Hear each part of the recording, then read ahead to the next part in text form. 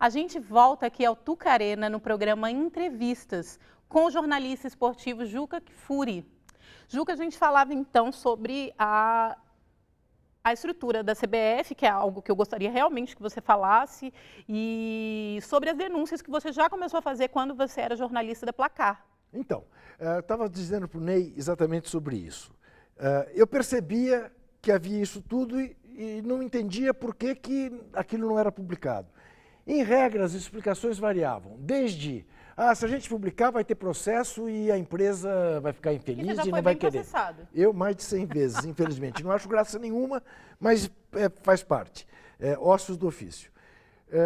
Ou então, a outra justificativa, cômoda, confortável. Olha, o cara que compra uma revista de futebol, ele quer emoção, ele quer... O cara quando chega na editoria de esporte de um jornal, ele já passou pela política, pela polícia, pelo internacional, ele quer um oásis, na televisão também. E aí, a confusão entre jornalismo esportivo e entretenimento, né? Que cada vez mais a gente vê essa tendência, né, aflorar. Do entretenimento, aquilo que eu chamo de laifertização do jornalismo esportivo. A gracinha, e pronto, vira tudo uma graça e as pessoas ficam sem saber o que há por trás.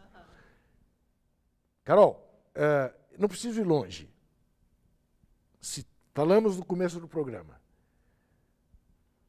Ricardo Teixeira, ex-presidente da CBF, não pode sair do Brasil, se sair a Interpol prende. Foi sucedido por Zé Maria Marim, que saiu do Brasil e a Interpol prendeu, que foi sucedido por Marco Polo Del Nero, que não pode sair do Brasil, que a Interpol prende. Por que eles não estão sendo investigados no Brasil? Essa é uma boa pergunta. Por que até hoje eles sobrevivem sem que as autoridades brasileiras façam aquilo que as autoridades francesas obrigaram a fazer em relação ao Nussmann? As autoridades espanholas, suíças e americanas estão fazendo em relação a Teixeira, Marim e Del Nero. A CBF é o que é, desde quando era a CBD, desde quando João Avelange era o capo dos capos. E a questão toda, e é por aí que eu me bato sempre, não se trata de nada pessoal. É impossível chegar à CBF sem ser esse tipo de gente. Ou você democratiza esse acesso, ou você muda a estrutura do esporte brasileiro, ou nós vamos ter a repetição disso. Vai sair o Del Nero, vai chegar alguém parecido com o Del Nero. Não tem jeito. As pessoas de fora do bem que tentaram brigar contra isso foram parar no hospital. Aqui presente, nesta arena, há um exemplo disso. Quando o professor Beluso foi candidato à presidência do Palmeiras, eu que sou corintiano, como você sabe, escrevi um artigo na Folha de São Paulo dizendo: não votem em Beluso. Não votem. Porque se o Beluso for presidente do Palmeiras, pobre dos outros. Quando ele saiu do Palmeiras, eu escrevi uma outra coluna dizendo: se aconteceu com o Beluso o que aconteceu, eu também não serviria para ser presidente de coisa nenhuma do Corinthians. Porque ele é muito melhor do que eu, muito mais bem preparado do que eu, e olha o que deu. Até para o hospital foi. Então você defende que tem que ter uma mudança estrutural na CBF? Não basta mudar os nomes Juca, das pessoas. Aonde parou a democracia corintiana que não conseguiu fazer sucessores? Né? Na época do Bom Senso, recentemente, eu me lembro que cobrindo um ato na CBF, do qual você participou também, a gente viu pouquíssimos atletas. A gente até viu, vamos citar, Raí estava lá e hoje é dirigente, Autuori estava lá e acaba também, enfim, continua dirigente, continua no corpo técnico, mas a gente não via atletas. O que aconteceu com a democracia corintiana? Gabi, e por que a democracia corintiana é um fenômeno assim desses que acontece no curso da história, né? Eu sempre gosto de contar uma passagem da biografia do Trotsky, em que o autor, que agora me escapa o nome, mas fez uma trilogia brilhante, O Profeta Armado, O Profeta Desarmado, O Profeta Derrotado, Isaac Deutscher. Ele conta a seguinte história. de como uma caçada de pato mudou a história da humanidade. Por quê? Porque o Trotsky foi caçar pato numa região da Sibéria e caiu com uma pneumonia. Ao mesmo tempo, Lenin caiu, teve o primeiro derrame e foi hospitalizado em Moscou. Trotsky fora, Lenin hospitalizado, Joseph Stalin articulou a sucessão de Lenin. E o Trotsky, que seria naturalmente o sucessor do Lenin, deixou de ser. Muito bem.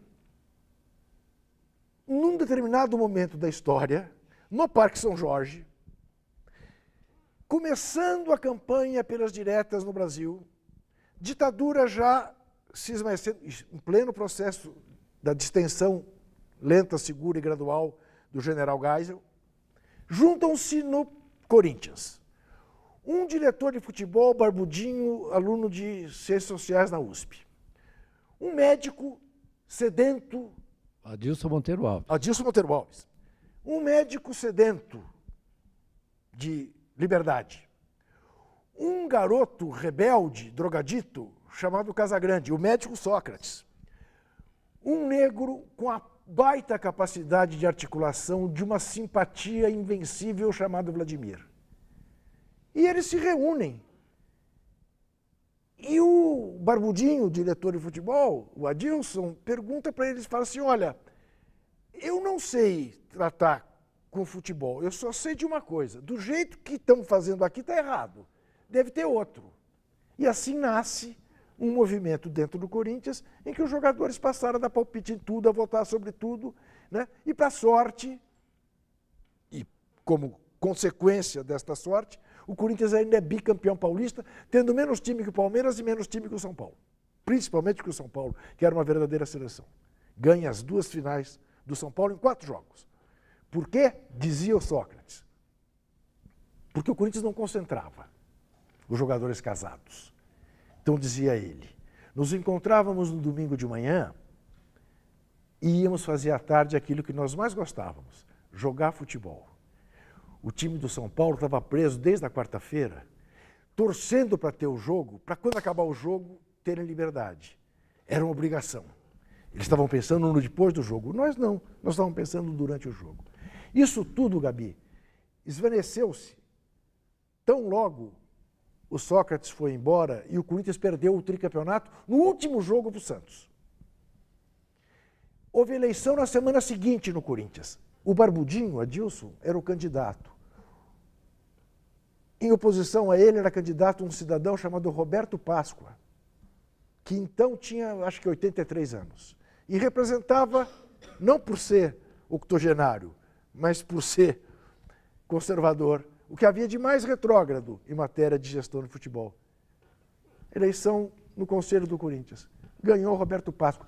Teve que fugir do Parque São Jorge pelo Portão dos Fundos, porque a torcida invadiu, que a torcida toda queria que ganhasse a democracia corintiana. Não ficou nada daquilo. Nada. Nesse aspecto, eu te diria, o bom senso pareceu ser mais organizado e que teria melhores resultados até do que a democracia.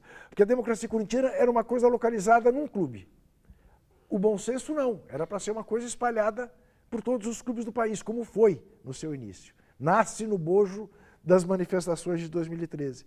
Mas também você veja o que aconteceu com ele. Pegaram o líder do movimento, que era o Paulo André. Eu não quero fazer nenhuma comparação com o Zumbi, nem com o Tiradentes, nem com ninguém, mas pegaram o líder do movimento e exportaram ele para a China. Você poderá dizer, bom, doce exportação, porque ganhou lá um bom dinheiro, é verdade. Mas a junção da CBF com o Corinthians, com a televisão, espirrou o Paulo André. Retaliação. Espirraram com o Paulo André. E quando ele voltou, ouviu do seu técnico no Cruzeiro, ó meu, eu quero te pôr de titular. Mas se você continuar dando as entrevistas que você está dando, o presidente não deixa. Te manca. Eu queria aproveitar que você fala, então, sobre a politização dos jogadores E nos Estados Unidos, recentemente, os jogadores também se mobilizaram contra o racismo, pararam o jogo. Por que a gente, num país que já teve a democracia corintiana, Carol, não tem jogadores Carol, que têm um posicionamento político Carol, mais forte? Eu ia chegar nisso, numa Carol. situação que a gente vive, Carol, que não eu ia chegar nisso. A razão é muito simples. Voltamos a Darcy Ribeiro, o nosso sistema educacional, que não ensina a ser cidadão, né? Principalmente no ensino público, que é uma maneira de você manter o poder. A nossa elite sabe disso. Manter o nosso sistema educacional de baixo nível, só permitindo que ele seja bom nas escolas particulares, onde a elite pode frequentar, é a maneira mais fácil de você não estimular o sentimento de cidadania. E aí, o que eu aprendi foi que, se é uma coisa que eu não devo fazer, é exigir o ismo com o pescoço alheio. Porque o pescoço alheio do Paulo André foi parar na China. O meu está aqui. Tá? E eu vejo muito jornalista exigindo heroísmo com o pescoço alheio, mas que se comporta feito cordeirinho para os absurdos da política editorial dos veículos para os quais trabalham. Não critica o patrão. Tá? Então, a gente tem que ter esse limite. E eu te digo isso por uma razão. Vou te contar uma história que é muito curiosa. Pouco antes da Copa do Mundo, me telefonou e veio ao Brasil e me entrevistou para fazer um documentário marginal da Copa do Mundo, o Daniel Cohn-Bendit, Dani Le Rouge, um dos líderes de maio de 68 em Paris. Ele era então do Congresso do Parlamento Europeu pelo Partido Verde da Alemanha, embora fosse francês.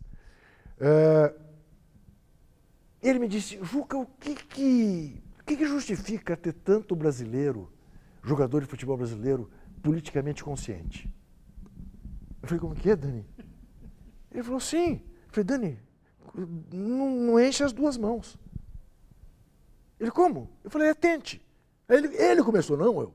O Afonsinho, o Paulo César Caju, o Reinaldo, o Tostão, o Sócrates, o Vladimir, o Casagrande, o Paulo André. 8. Eu falei, tá vendo? Não preenche duas mãos. Ele virou assim e falou assim, tá legal, agora me cite os europeus. Eu falei, o Breitner, que era um lateral da seleção alemã, que era da linha chinesa, isso nos idos dos anos 60, 70. O Eric Cantona, devo ser ignorância minha, Dani, não sei mais. Ele falou, não tem mais que 5. Tá? Porque também é uma característica do esportista, enquanto em atividade, está tão voltado para ser campeão, para ganhar, para bater recorde, que de fato dificulta a consciência coletiva.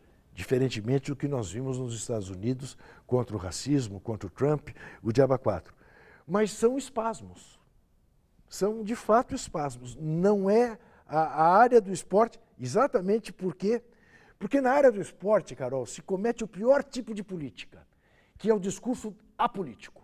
O senhor João Avelange dizia o seguinte, eu não faço política. Não é uma contradição eu não faço de tudo política. Que a gente está conversando aqui. Eu trato de esportes. Com isso, ele se permitia ter relações com o que havia de pior nas ditaduras da África e nas ditaduras da América do Sul. Não te esqueça que foi sob João Avelange que tivemos uma Copa do Mundo na Argentina, do general Videla, né? Onde acontecia de tudo que há de mais contra a humanidade, mas que não era problema dele, porque ele não se mete em política. Quer dizer, o discurso do não me meto em política permite fazer a mais odiosa das políticas. E o esporte é muito vítima disso.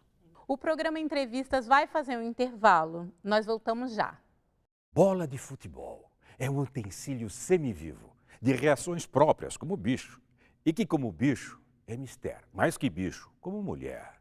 Usar com malícia e atenção, dando aos pés astúcias de mãos. João Cabral de Melo Neto.